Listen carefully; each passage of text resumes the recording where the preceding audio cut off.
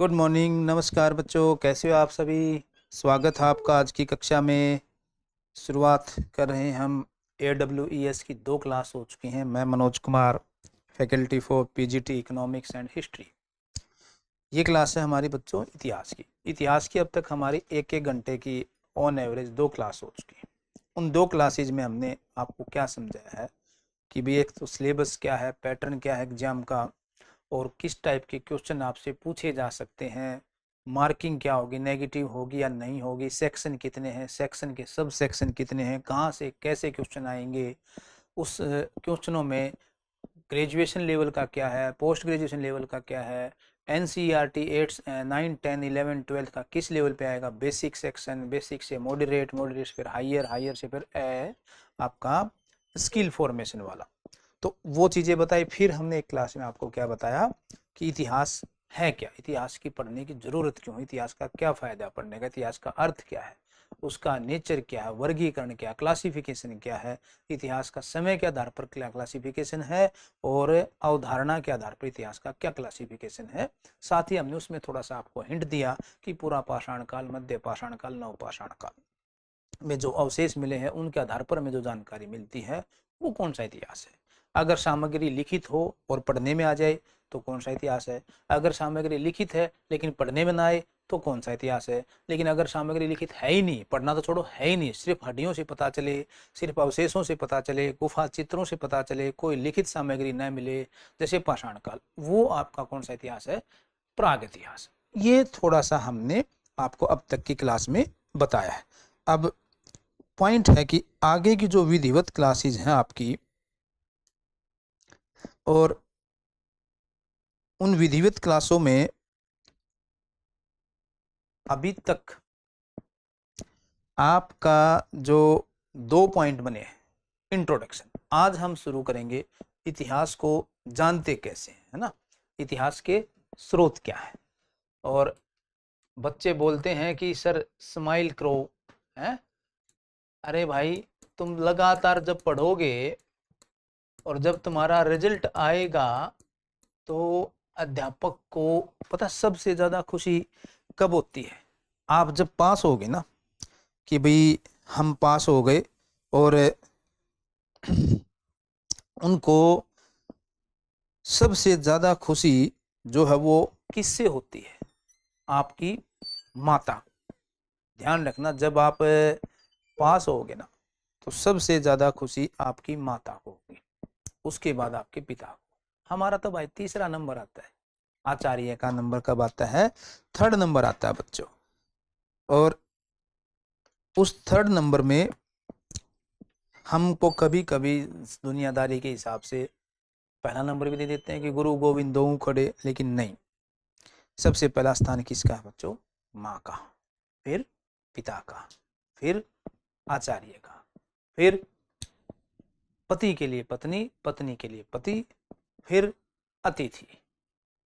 तो ये 5 देवता माने गए वैदिक का, क्योंकि आप पढ़ो भी गए, वैदिक साहित्य पढ़ोगे तो इतिहास का स्रोत, जब स्रोत की बात करते हैं तो इतिहास के स्रोत को हम, स्रोत का मतलब यही है कि भाई हमारे पास माध्यम क्या है, कैसे पता चले कि ये चीज इसने बनवाई, उस राजा ने बनवाई, और यहाँ पर ऐसे ऐसे निर्माण हुए। तो क्वेश्चन तो आपके वहां से आ जाते हैं। अब स्रोत को जब हम बांटते हैं तो बच्चों वो 3 बनते हैं, एक साहित्यिक, फिर हम विधिवत अपनी क्लास शुरू करेंगे, साहित्यिक स्रोत, दूसरा आपका पुरातात्विक,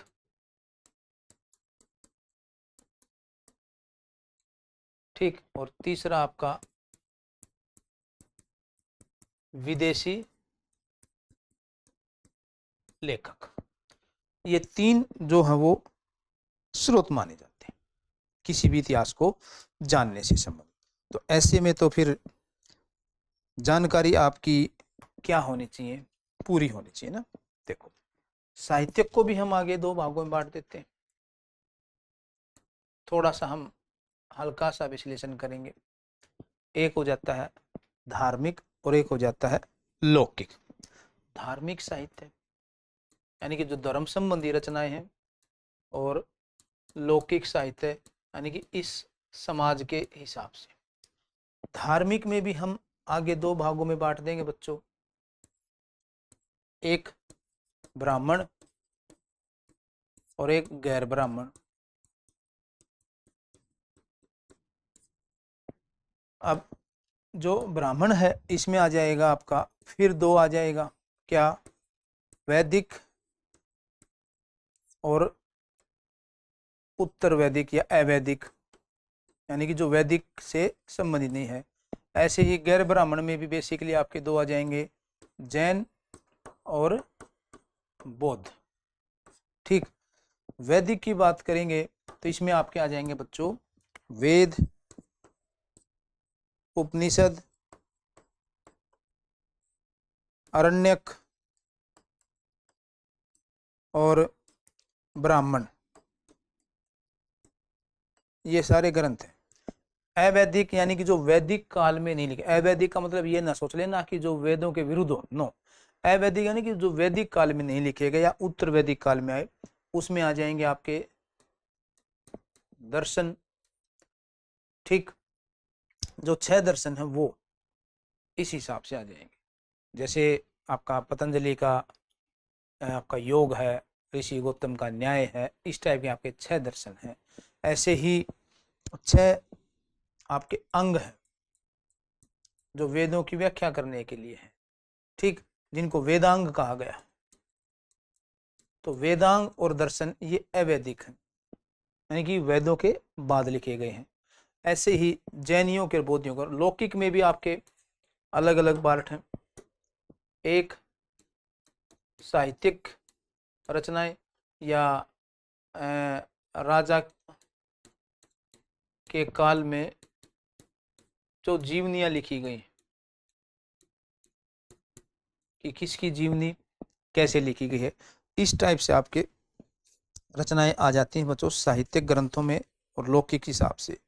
तो ऐतिहासिक, अर्ध ऐतिहासिक ग्रंथ यानी कि साहित्यिक राजा की जीवनियां और ऐतिहासिक ग्रंथ,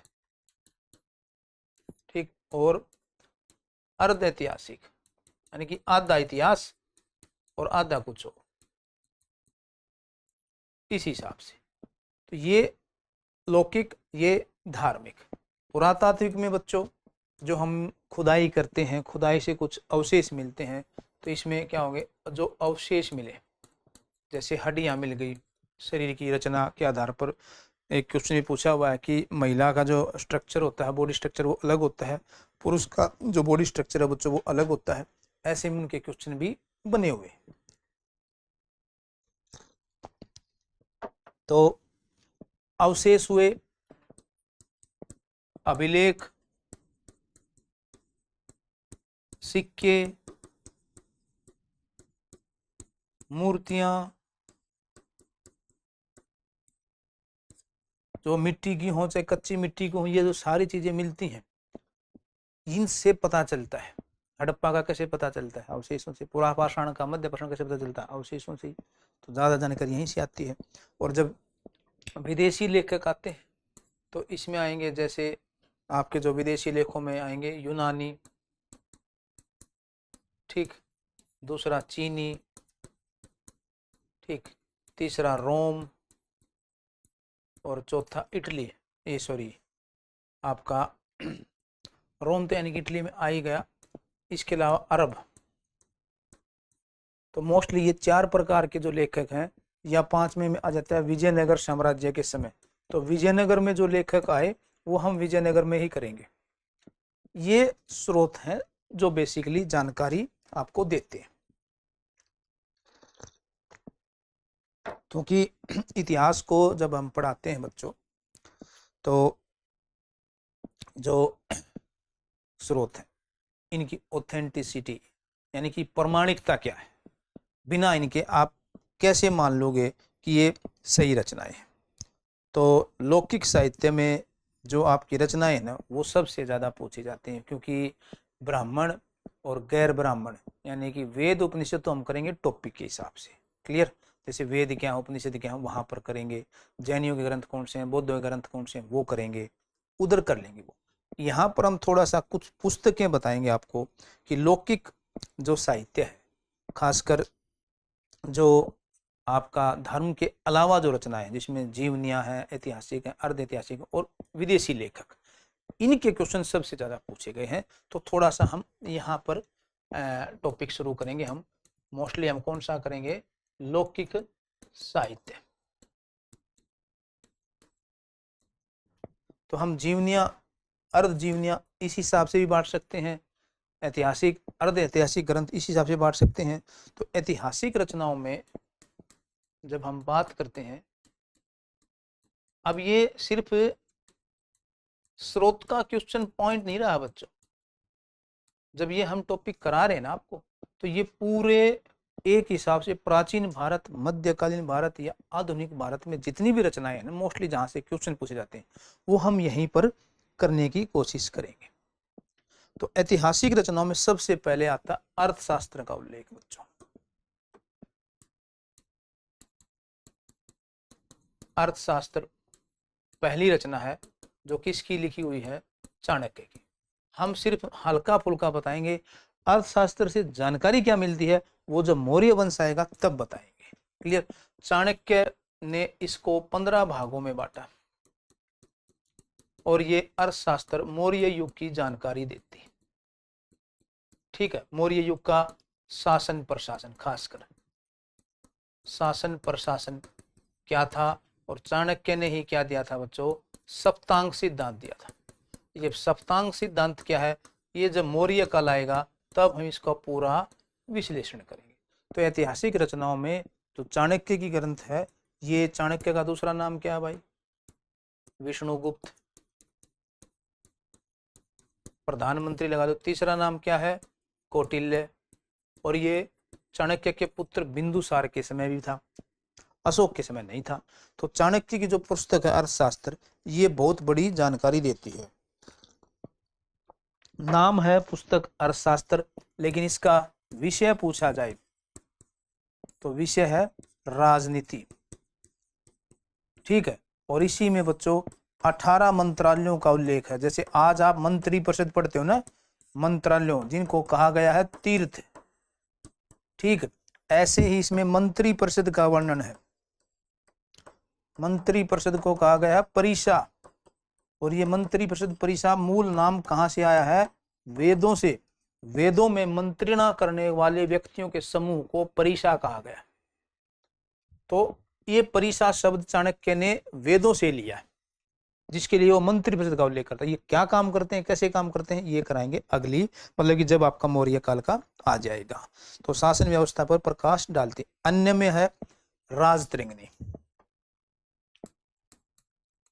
ऐसे देखो कैसे क्वेश्चन बने हुए, ये एक एक टॉपिक से क्वेश्चन बना बच्चों। राजतरंगिणी किसकी रचना है, कलहन की। कहां का है, कश्मीर का। किस राज्य के दरबार में है, श्रीहर्ष शासक है, उसका दरबारी है। और कश्मीर के बारे में जानकारी, राजतरंगिणी कलहन की जो पुस्तक है, इसमें मौर्य वंश की जानकारी मिलती है। और ये पुस्तक की अगर समय पूछा जाए, छत्तीसगढ़ और झारखंड दोनों के पीसीस में पूछा हुआ है। ये है आपका 12वीं सदी में, 12वीं सदी की ये रचना है कलहन की राजतरंगिणी। अशोक ने श्रीनगर का निर्माण करवाया, वो कलहन की राजतरंगिणी से ही पता चलता है। संस्कृत साहित्य की ऐतिहासिक घटनाओं क्रमबद्ध लिखने का, यानी कि क्रमबद्ध ऐतिहासिक घटनाओं को लिखने का पहला प्रयास, क्रमबद्ध ऐतिहासिक घटनाएं जो लिखी गई हैं वो इसी में शुरुआत की गई, पहला प्रयास है राजतरंगिणी का। तो कश्मीर के बारे में, ठीक है, मौर्य वंश की जानकारी इसी में मिलती है, कलहन की राजतरंगिणी में। तो कई पेपरों में ऐसा क्वेश्चन आ जाता है। क्रमबद्ध इतिहास लिखने का सिलसिला किसने किया, क्योंकि कंटिन्यू तो मौर्य वंश से, मौर्य से पहले नहीं है, मौर्य वंश से लेकर गुप्त, ठीक, हर्षवर्धन, या बीच में जो अन्य छोटे मोटे शासक आए उनके बारे में जानकारी मिलती है। तो आदिकाल से लेकर 1151 तक, अब यहाँ समय भी लिख देते हैं। आदिकाल का मतलब क्या हुआ, शुरुआत से 1151 तक, खासकर जो कश्मीर में उठापटक हुई है उनकी जानकारी देती है। तो ऐसे भी आपके प्रश्न बनते हैं। और गुजरात में भी कुछ ऐसी रचनाएं मिली हैं जो गुजरात की या राजस्थान की जानकारी देती हैं, जैसे सोमेश्वर कृत, रसमाला और कीर्ति कौमुदी।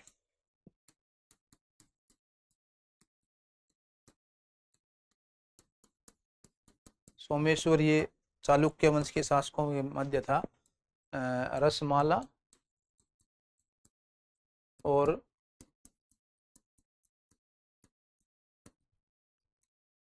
कीर्ति कौमुदी, ये सारी रचनाएं सोमेश्वर की, ये कई पेपरों में पूछी हुई है। और इसमें चालुक्य वंश के इतिहास की जानकारी मिलती। कहाँ था ना, चालुक्य कहाँ के थे, गुजरात के।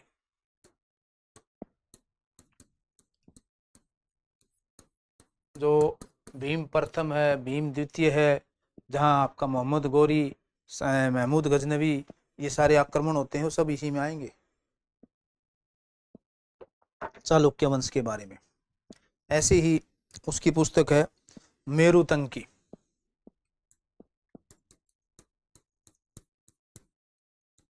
मेरुतंकी है प्रबंध चिंतामणि। ये क्वेश्चन इसी हिसाब से भी आ सकते हैं कि भी ये पुस्तक किसने लिखी और क्या जानकारी मिलती है, क्योंकि जब आप हायर लेवल का एग्जाम देते हो तो कई जगह ऐसे क्वेश्चन आ जाते हैं। 1305 ईस्वी में इसकी रचना होती है, 1305 के आसपास। और इसमें सातवाहन, चालुक्य और सेन वंश और जयचंद, कितने राजाओं की जानकारी मिलती है। देखो, लक्ष्मण सेन, मुंज, मूलराज, सातवाहन, इन सब की जानकारी मिलती है।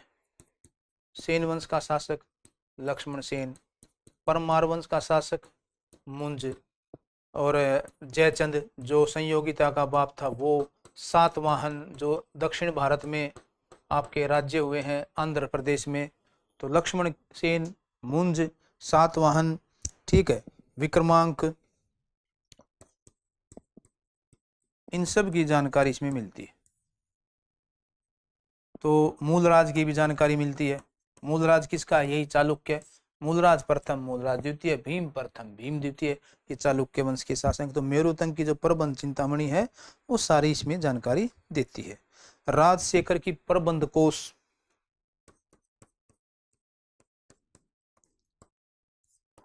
राजशेखर की प्रबंध कोश,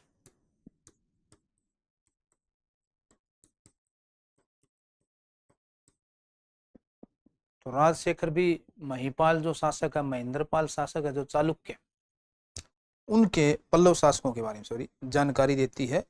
तो अब प्रश्न बनते हैं कि गुजरात के चालुक्य वंश का इतिहास और संस्कृति के बारे में जानकारी इससे भी मिलती है, राजशेखर से भी, जो महिपाल और महेंद्रपाल हैं, इन दोनों के पिता पुत्रों के दरबार में था ये। और ऊपर वाली दो पुस्तकें थी वो। और एक पुस्तक और है जो ऐतिहासिक ग्रंथ हैं, उनमें सिंध की जानकारी कई जगह पूछी हुई है। चचनामा, चचनामा में जो आपका ये यहाँ जो पाकिस्तान है, ये यहाँ पर जो है वंश किसका था, राजा चच। और राजा चच पर क्या हुआ था, अरब आक्रमण। तो अरब आक्रमण की जानकारी तो लगभग 712 एडी में फाइनल हुआ था। इनकी पूरी कहानी मैं बताऊंगा आगे, यहाँ पर नहीं। तो चचनामा आपकी जो पुस्तक है वो इस अरब आक्रमण के बारे में जानकारी देता है मध्यकालीन भारत में, ठीक है। इसमें है क्या, राजा चच का छोटा बेटा था दाहिर। ठीक है, तो दाहिर के ऊपर, चच के बेटे दाहिर के ऊपर आक्रमण होता है मोहम्मद बिन कासिम का। तो दाहिर के ऊपर आक्रमण की कहानी है 712 एडी में। सिंध के शासक, निचला जो सिंध एरिया है, क्या कहानी है, इसकी पत्नी का क्या रोल था, इसमें मोक्ष वासव कौन था, ये मैंने आपको बताया था पिछली क्लास में, मोक्ष वासव कौन है, ये सारी चीजें इसमें आएंगी। तो 1216 में इस पुस्तक का जो मौलवी क्या था, फतेह अहमद ने, अली अहमद ने इस पुस्तक को लिखा था।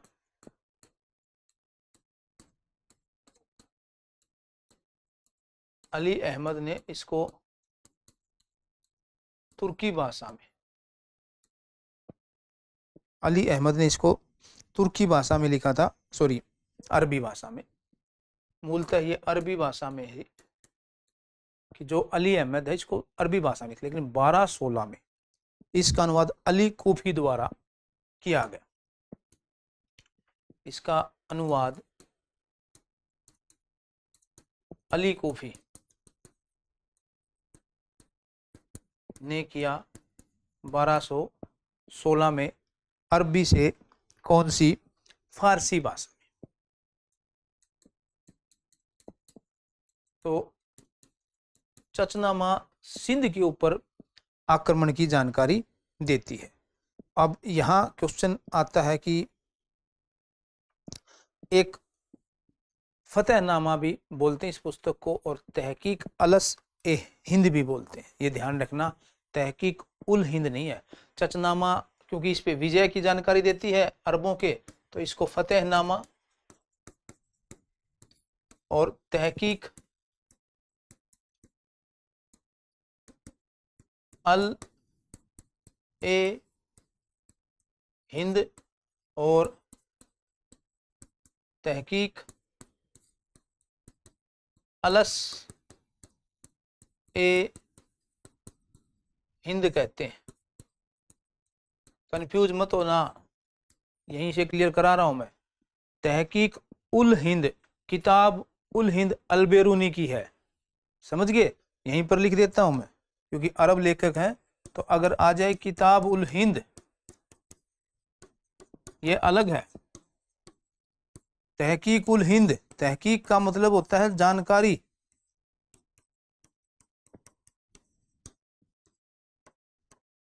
ये जो जानकारी है वो अलबेरूनी की है पुस्तक। तो दोनों में कंफ्यूज नहीं होना।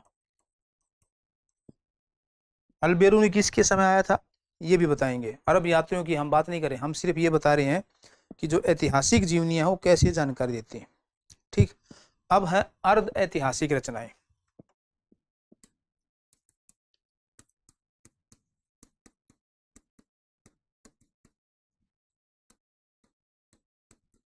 अर्ध ऐतिहासिक रचनाएं यानी कि कुछ इतिहास है और कुछ आपका प्रशंसा में लिखे गए या काव्य है या नाटक है। एक तो होता है भाई ऐसी पुस्तक जो प्योर इतिहास की जानकारी देती है। एक योग इतिहास, कला, संस्कृति, नाटक, कविताएं, छंद बंद, ये सब इसकी जानकारी देते हैं। इनको अर्ध ऐतिहासिक कहते हैं। जैसे इसमें आ जाती है पाणिनि की अष्टाध्यायी।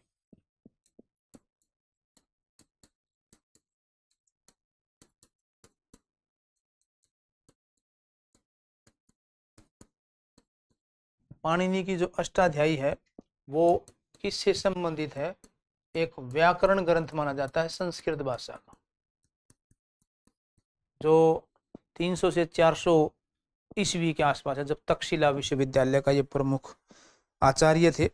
तो जो पाणिनि की अष्टाध्यायी है वो कई पेपरों में पूछी हुई है बच्चों की। पाणिनि के अष्टाध्यायी पतंजलि का महाभाष्य, पतंजलि का महाभाष्य,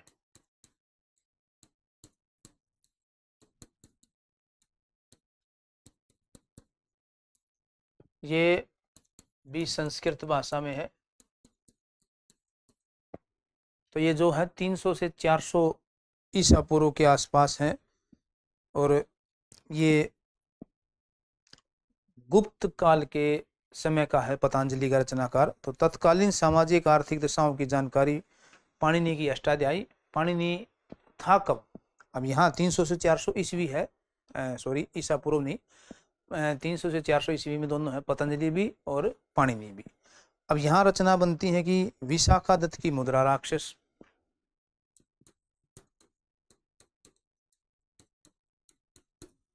विशाखा दत्त की दो रचनाएं हैं, मुद्रा राक्षस और देवी चंद्रगुप्तम।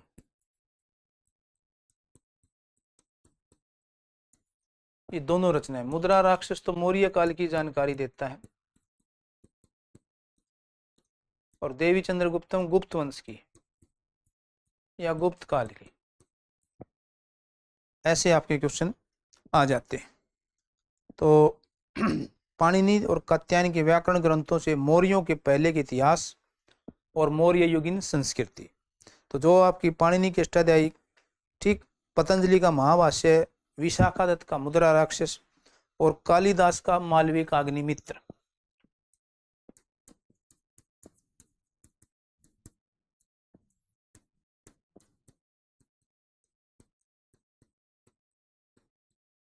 जो कालिदास की मालवी का अग्निमित्र है, ये आपके कालिदास अभी बताऊंगा, ये चंद्रगुप्त विक्रमा द्वितीय के दरबारी थे कालिदास।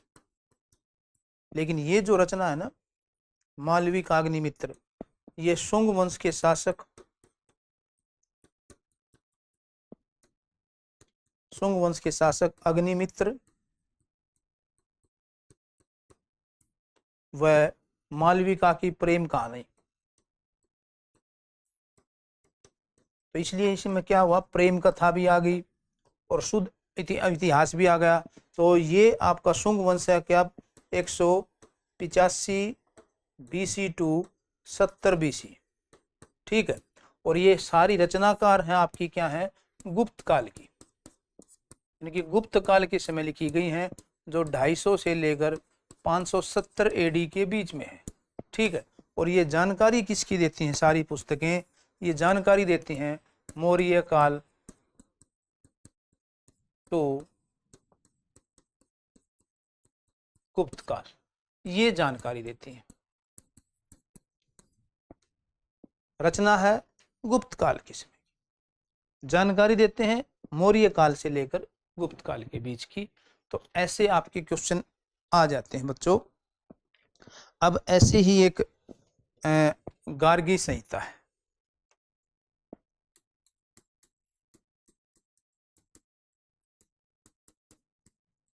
गार्गी संहिता क्या जानकारी देती है, यवन आक्रमण की। ये सारी चीजें हम आपको समझाएंगे। यवन आक्रमण को हम इंडो ग्रीक भी बोलते हैं बच्चों, और इंडो ग्रीक में यवन आक्रमण में ये आपकी किसके समय जानकारी दे देंगे, शुंग वंश के शासक पुष्यमित्र शुंग पर, पुष्यमित्र शुंग पर, जिसका समय काल है 185 BC में, यवनों के आक्रमण की जानकारी देता है। और ये आक्रमण करने वाला शासक है डेमेट्रियस। डेमेट्रियस ने इस पे शासन पे आक्रमण किया, जो 191 से 170 BC के बीच है। तो डेमेट्रियस यानी कि हिंद यवनों का जो शासक है, वो आक्रमण करता है किस पर, यवन का शासक शुंग वंश यानी कि मौर्यों के बाद, क्योंकि मौर्यों के रहते उनकी हिम्मत नहीं थी। तो ऐसे गार्गी संहिता जो प्रथम शताब्दी ईस्वी में लिखी गई, यानी कि लगभग 150 AD के आसपास। तो ये एक ज्योतिष ग्रंथ है मूलतः है, लेकिन ये इतिहास की भी जानकारी देता है। तो मूलतः इसका मतलब समझ गए कि भाई मूलतः तो क्या है, ये ज्योतिष ग्रंथ है। ऐसे ही मालवी का अग्नि ग्रंथ मूलतः नाटिक है, नाटक जिसमें आपकी मालवी का और अग्निमित्र की जानकारी है। तो ज्योतिष ग्रंथ होने के साथ साथ ये इतिहास की भी जानकारी देता है, इसलिए इनको अर्ध ऐतिहासिक रचनाएं कहा जाता है। कोई डाउट भाई? ऐसे कई बार क्यों, लाइव क्लास तो है तो बच्चे अभी जुड़े नहीं हैं, लाइव क्लास होती तो थोड़े से बच्चे जुड़ जाएं तो अच्छा रहता है। कोशिश क्या करो कि बीच में भी जुड़ो, तो थोड़ा सा बता दिया करो भाई, कोई मैसेज वैसेज अभी।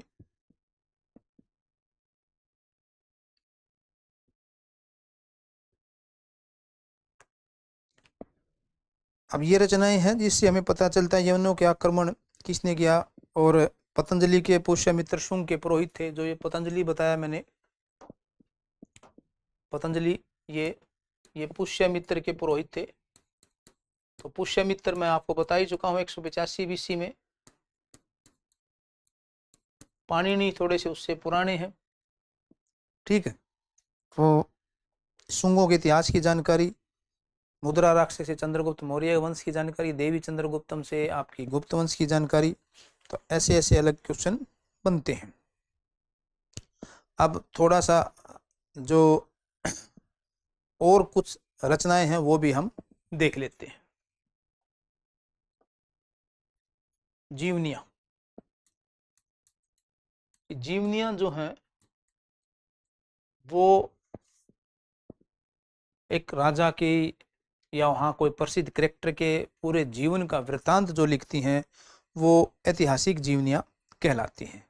जैसे अशोक घोष की बुद्ध चरित,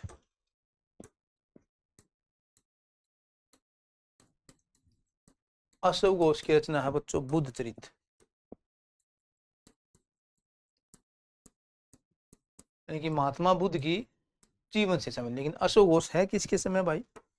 अशोक घोष है कनिष्क के दरबार में,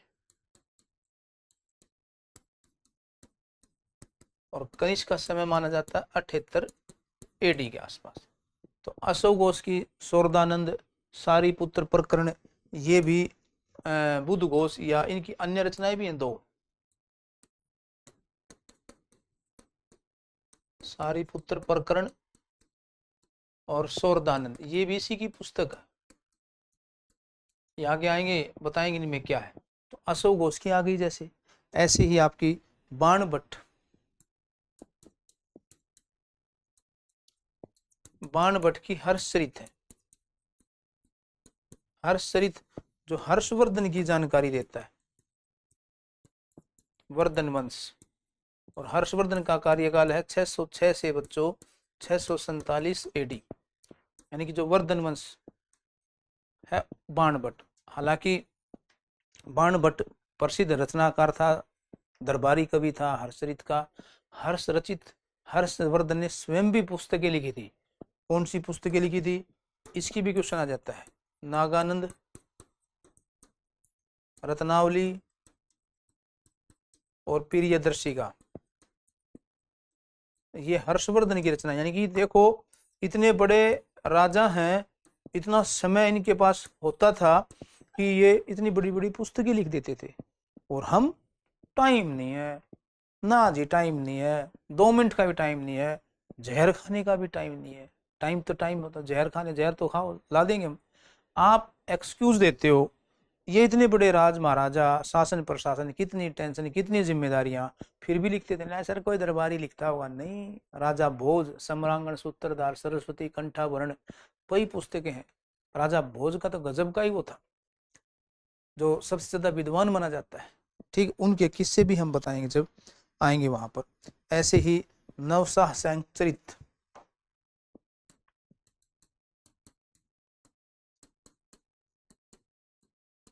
नवशाह चरित ये है क्या? जो नवशाह चरित है वो पद्मगुप्त परिमल द्वारा रचित है।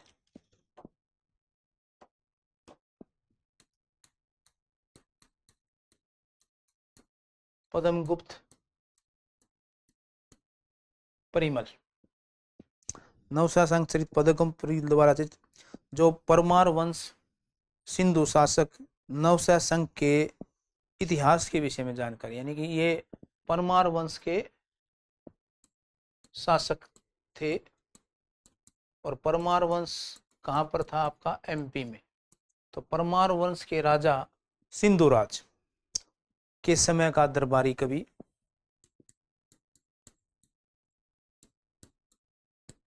इसके बारे में ये जानकारी देती है, लगभग 7वीं सदी 8वीं सदी के बीच की। और इसकी रचना 11वीं शताब्दी में हुई और संस्कृत साहित्य का प्रथम ऐतिहासिक महाकाव्य, 11वीं सदी, ठीक, संस्कृत साहित्य का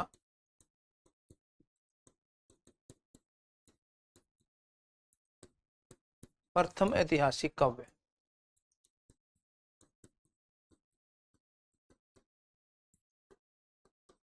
तो ये जो ग्रंथ है ना बच्चों, ये कई पेपरों में पूछे हुए हैं। ये तो यूं पूछ लेंगे कि रचना किसकी है, या फिर पेयर दे देंगे, पूछ लेंगे मिलाओ इनको।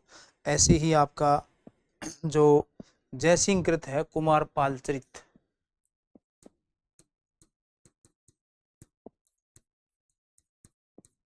जो चालुक्य शासक कुमार पाल के बारे में जानकारी देती है। कुमार पाल चरित, इसी के जो पुत्र थे भीम प्रथम, भीम द्वितीय, और ये कौन सा था, चालुक्य वंश की जानकारी। और चालुक्य वंश कहाँ पर था आपका, गुजरात। तो जयसिंह सिंह कृत की कुमार पाल चरित गुजरात के शासक कुमार पाल की जानकारी देती है। ऐसे ही आपकी संध्याकर नंदी द्वारा कृत रामचरित, तो पुस्तक लिख देते हैं हम, ताकि आपका मिलाना आ जाए तो कोई क्वेश्चन गलत न हो। संध्याकर नंदी की रामपाल चरित, ये पाल वंश का शासक था, पाल वंश बंगाल। इसके समय सैनिकों ने ना किसानों ने विद्रोह कर दिया था। ये क्वेश्चन आया हुआ कि किस पाल वंश के शासक में कैवर्थ किसानों को कहते हैं, उन्होंने विद्रोह कर दिया। और हेमचंद्र कृत की कुमार पाल चरित, देखो कुमार पाल चरित जो है वो दो हिसाब से आपकी आ गई है, जयसिंह कृत द्वारा कुमार पाल चरित और हेमचंद्र द्वारा कुमार पाल चरित। तो ये ऐसे ऐसे क्वेश्चन आते हैं। जैनक कृत की पृथ्वीराज, जैनक भट्ट,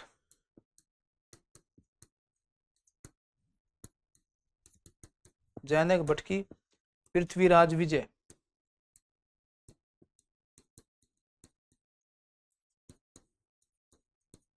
अब मैं पूछूं कि पृथ्वीराज रासो, दोनों एक ही व्यक्ति की हैं क्या, गड़बड़ कर दोगे। ये आपकी क्या है, चंद की है, ठीक। और दोनों किसके बारे में जानकारी देते हैं, पृथ्वीराज चौहान,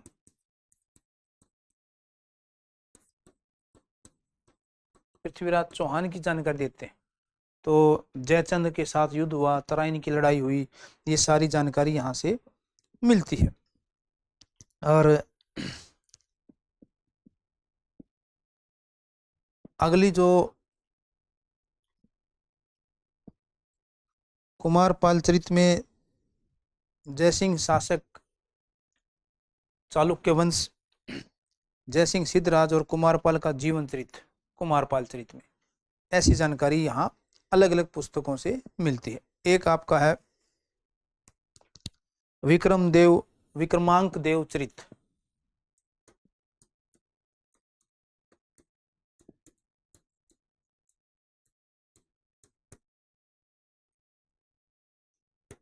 विक्रमांक देव चरित किसने लिखी, ये कौन से शासक थे, यानी कि कल्याणी के चालुक्य वंश नरेश विक्रमदेव षष्ठ, यहाँ विक्रमादित्य षष्ठ की जानकारी मिलती है। 14 विक्रमादित्य हुए भाई,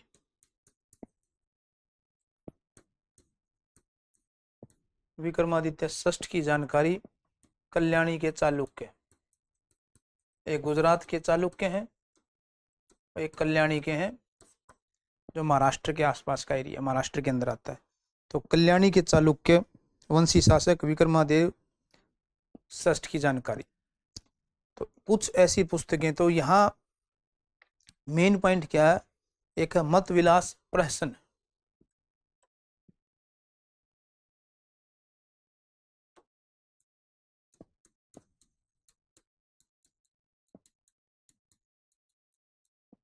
मत विलास प्रश्न, ये जानकारी किसकी देती है, किसने लिखी। मत विलास प्रश्न जो है ये पल्लव नरेश महेंद्र विक्रमादित्य द्वारा रचित है और तत्कालीन सामाजिक और धार्मिक जानकारी। पल्लव जो है वो आंध्र प्रदेश कांची यहाँ के शासक थे, तो पल्लव नरेश महेंद्र विक्रमा।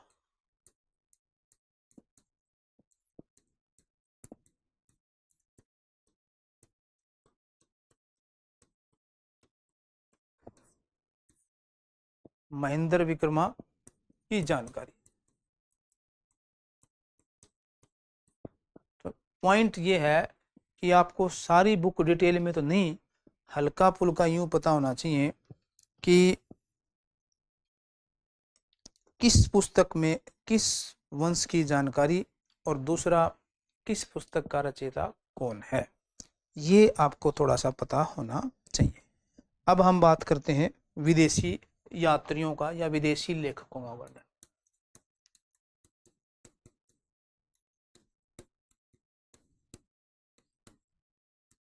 तो विदेशी लेखकों में हम इस हिसाब से बांटते हैं बच्चों। मैंने कहा था कि अलग अलग लेखक हुए हैं और एक आपका आएगा यूनानी, एक आएगा आपका अरबी या चीनी, पहले चीनी कर लेते हैं और उसके बाद आएंगे आपके अरबी। सबसे ज़्यादा तो यही है, यूनानी, चीनी और अरबी। तो विदेशी यात्रियों के विवरण में ईरानी, यूनानी, तिब्बती, हालांकि अलग अलग, मेन तो आपका चीनी, यूनानी और अरबी ज़्यादा आते हैं। तो यूनानी लेखक जो हैं वो 3 भागों में बांटते हैं। सिकंदर के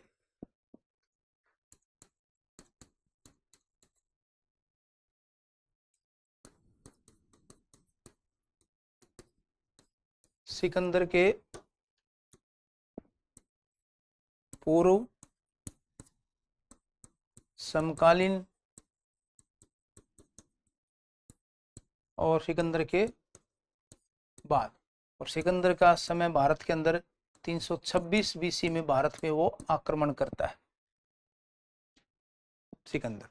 तो सिकंदर के जो यूनानी लेखक हैं वो सिकंदर के पहले में 5वीं शताब्दी से पूर्व भारत फारस के संबंध की जानकारी देते हैं, यानी कि 500 ईस्वी में।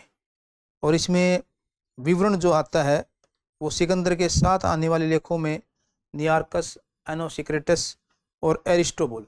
तो इसमें आपके 3 व्यक्ति हैं, नियार्कस, एरिस्टोबुल और एनासिक्रेटस।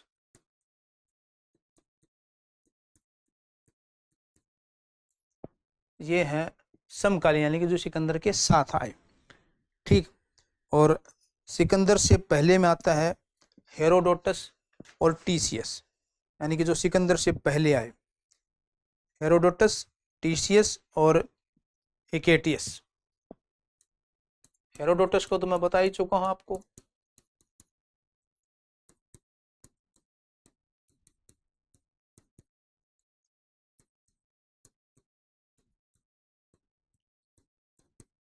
ये सिकंदर के पहले के हैं जो भारतीयों के बारे में जानकारी देते हैं, हेरोडोटस,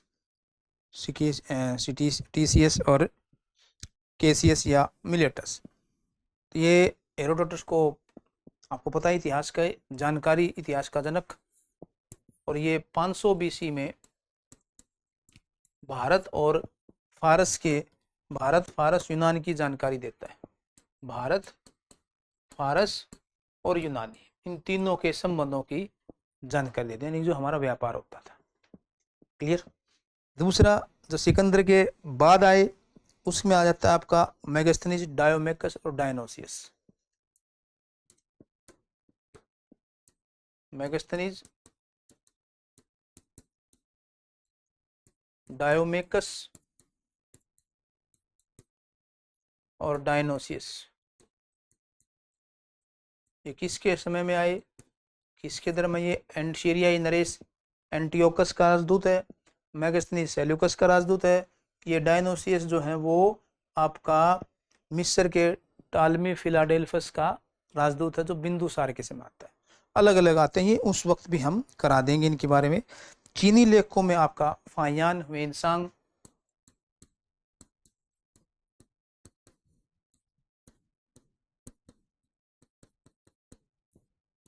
इत्सिंग,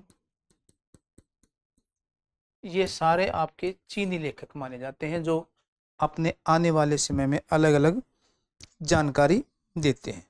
तो चीन के लेखकों में बच्चों फाहियान है, वेनसांग है, इत्सिंग है, चाओ अंजुकुआ और मात वान लिन।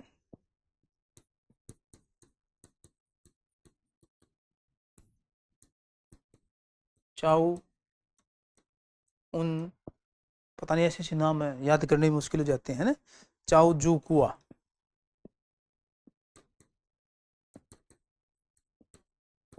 ये आपके चीनी लेखक है। अरबी लेखों में कौन है? सुलेमान अल मसूदी, ठीक, अल बेरूनी। अब यहाँ अल बेरूनी को बताएं तहकीक उल हिंद, तो वहाँ यही है आपका जो भारत के बारे में बता देते हैं, अल बेरूनी, ठीक है, सुलेमान अल मसूदी। ये बेसिकली तो तीन ही ज़्यादा हैं आपके, तो सुलेमान अल मसूदी, अल मरून, ये फिरदौसी, जियाउद्दीन बर्नी,